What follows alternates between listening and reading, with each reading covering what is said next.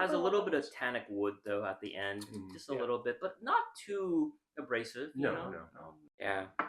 I think for me that first one, that first one's got a lot to love. Yo.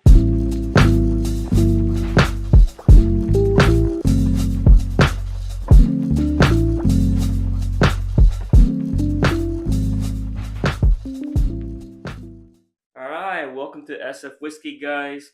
Today we're our first of our series doing a Stagg Jr Drink through. Trying to sample as many batches from the single digits. We have a batch 7 all the way through 24C, and just want to kind of take a look and see, where the batch has been going. What do you know about Stagg Jr?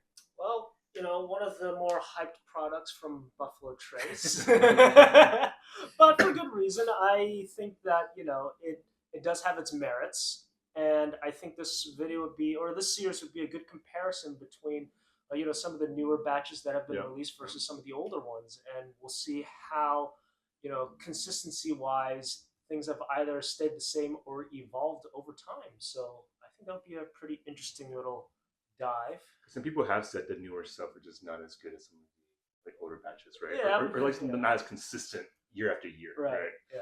Because I know like 23, 24 is big differences there too, right? So very much so. So the first one we have up here is going to be batch 7. We're going to be having it up against 15, 23A, and then 24A. So when was batch 7 release? That was fall of 2016. 2016. So that's 9 years ago. That's I think that's around the time frame when they started doing it, like 14 or 15, something like that. Okay. But yeah, we got that one, and then we have 15 was winter 2020, so that's a 4-year difference there.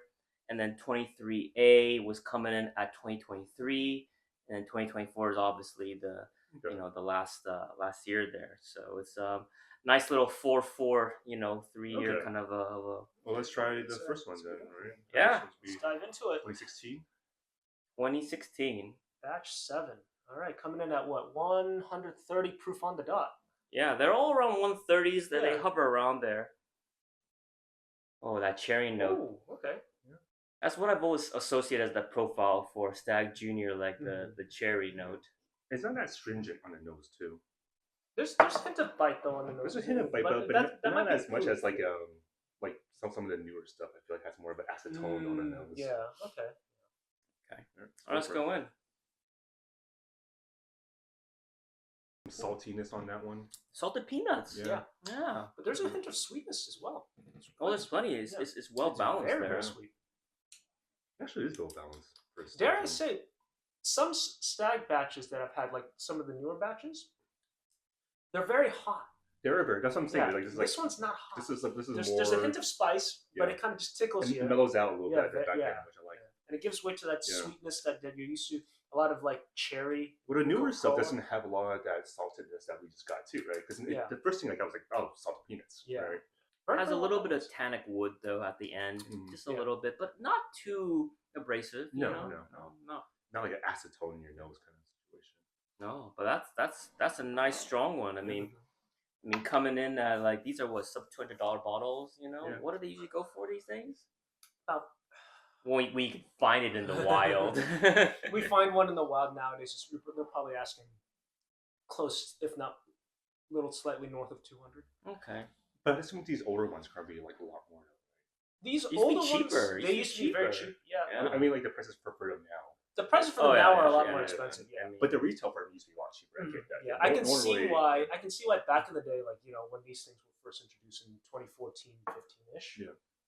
It's a new product, They were really popular, and they gained notoriety because at that price back then, Honestly, for a bourbon, it's a really easy sipper too. Like, pretty nice. Yeah, for that proof as well. Yeah, I can definitely see why these gained so much popularity back then. All right, let's go for number 2. Number 2 here is batch 15 coming in at winter 2020. I've read some reviews saying that this one was probably like the sweet spot for a lot of people. This one has a lot of vanilla on the nose. No, this one's very like confectionery sugar. Yeah, there's confectionery sugar, kind of cupcakey a little bit. Yeah. Frosting. That's a good word. Yeah, frosting. But it's also got some nice kind of like nuttiness in the back, just a hair. Yeah. I'm So not it's getting like the nuttiness, but I'm getting like a vanilla extract kind of. Yeah, yeah. But I'm also getting a little more of that acetone burn on this one versus the first one. Really? yeah, I don't get that much cherry on this one at No, all. sure, Like no, it's no. missing it a little bit. I'm a little surprised. Yeah. Mm. So the first one's very much like that bourbon characteristic on the nose, right? Yeah. Cherry. Okay, let's go in. Oh. It's really rich and bold, Yeah. but it doesn't have that cherry cola aspect to it at all. Yeah, saltapine is kind of gone too. That's really weird. This one definitely burns a little more on the back end. A little bit, yeah, a little bit. You get a little bit more of that Kentucky hug. Yeah, which is fine, but it's like And they're close to the same, ABV, proof. yeah, 131 and 130. Dare I say, this tastes 65. more like a modern day Stagg batch. I think it kind of is a modern day Stagg Yeah, batch, right? yeah. Anything 2020 and above to me is like more. Well, there is Modern one day. exception that I don't want to Okay, well, spoil. I don't want to Alright. bias you guys, but there's one batch I think stands out in the we'll get there. series. Yeah, but we will get there. This is a little bit more astringent, a little bit Yeah, more definitely more more tannic astringent. oak at the Yeah. end. It feels like it's a little bit unbalanced in that respect. It feels like maybe they're running out of stuff to balance it out. All right, 23A. 23A is clocking in at summer of 2023 was the release. Okay, so 3 years from that one. Okay, 3 years later.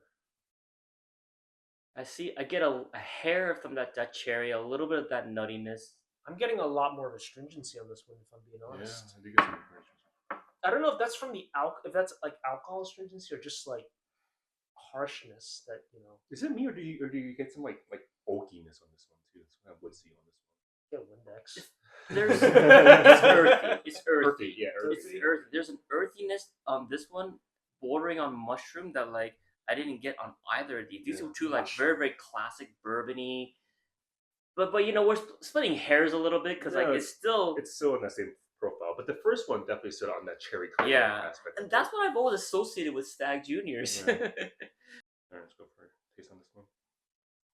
Actually, This feels like for me where a lot of people in 2023, that was like a year where you were getting a lot of those the cask strength, the barrel proofs coming out, Yeah. yeah. what's that one bottle that, oh man, what is it? Not that's when Jack Tennant was coming out. yeah.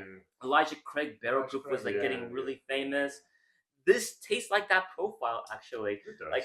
Like a punch of cask strength, heat.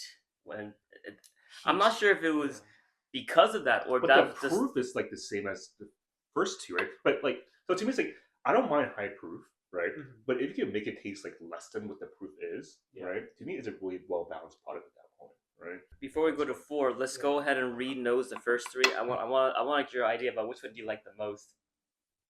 Just the nose on the first one. It's just so interesting. It's batch 7. Yeah. I think For me, that Yeah, first one, I that think- first one's got a lot to love. I do like the confectionery sugar on The second second one, one, yeah. But the third one, I'm not a. I'm not getting much, but the first 2, I mean, the earlier batches, I think those were really nice sweet spots. The third one started to get kind of just it's just all ethanol, like you said, just a lot of alcohol. it's all about that. Like, oh, can you feel the proof? Can you feel the burn? I mean, it's puckering. That third one makes you pucker a lot. Mhm. I didn't get that with the first 2. Going back to the first one, it's night and day on the palate at least. Yeah. Even the second one, there's a bit of there's a bit of tannins and harshness right at the very end. 2023 feels like I'm drinking an Elijah Craig, that level of Yeah. just Yeah. tannic oak, just slapping you in the face, a little. Okay, all right. Well, let's take a look at the last one here, number 4. This is actually the lowest proof of all of them all. This is at 127, 24A, yes. coming in at I think this past year or so. This one doesn't have any ratings on Whiskey Base yet, actually. I think it's just Really? a little too new. Yeah, well, Really? bourbon's always slower to get up there, Yeah. All the other ones are all in the same neck of the woods. Not much on the nose for me. Any on Ooh. I'm not liking that one. It's Bitterness, cherry yeah. cough syrup and just Yeah. really, really like not in a good way too. I think I might like this over 23. I do like this over 23. I think it's more balanced in a way, but the flavor is not my profile. It tastes like cough syrup. Yeah, right? it's very cough syrup. I'm worried also that because it's at a lower proof, that like what we're perceiving as balance might just be It's because lower proof, fair enough. so that it's kind of sliding. But I would say that this at least has some flavor, whereas the 23 doesn't really have much flavor to it. There's like burnt chocolate, something like right at the very end of It's the like a 23. bitterness. Yeah, there's a bitterness. Yeah, Yeah. yeah. I think that's where the cough syrup kind of comes into like, for me too. The nose is actually the nose on the 24A is. So where I'm at right now is like these two would be like decent, 88s and then like 87s. That's kind of just shooting from the cuff, kind of like where I probably would rate it on whiskey base. Let me go back down to number 4. Yeah. I'm curious about I'm curious about the comparison between the last two, just because these are more like recent batches. So these are still things that are still relatively available for most people. No, I'm dropping them all down a little bit. I think these are like 87s and then like these are like 86s. That's kind of where I'm at right now. I definitely agree that number one's definitely like 87, 87 and a half for me. I think the nose on the 23A slightly ekes out 24. Yeah. Yeah, there's something I something off about 24. I can't put my nose on it. I'll agree. Like 1 and 2 for me are about 87. Maybe I'll put 2 at 86. Maybe I'm not like to me it's like just a little bit less for me. Yeah. 3 and 4 like 23, 24 is like to me it's like 85 probably. 85. 84. Okay, I Like, to probably me, meet you there. Yeah. I just don't enjoy drinking it, right? Like as a bourbon, I feel like you could get much better tasting bourbon for cheaper, newer stuff too. Yeah. I really think there's a huge there's a huge divide between number 1 and 4. Oh, 100%. Definitely. Yeah. I feel like it's almost like a different product at that point, I feel like each of these seems like different products. And that's crazy. Do you think this is a good reflection of how, I guess, probably the bourbon audience has changed over time? But like, are they trying to be consistent though? Like, what is their end goal? What is Stagg Jr.'s that's a end good goal? question. I mean, clearly, based upon like the ABV, they're trying to batch it to be having some consistency level, Yeah. But it's not that consistent though. Within the year, it has been pretty consistent, Within the year. the previous Yeah. 2 cycles. But I think just like, just their stock and the wood they have to work with and the barrels they have to work with, I think, there's a huge divide in what the newer stuff tastes like just because of that reason. Fair enough. All right, well, so up then? yeah, let's go ahead and close out that. So your So favorite is still number 1, Number batch 1. 7. yeah, batch 7.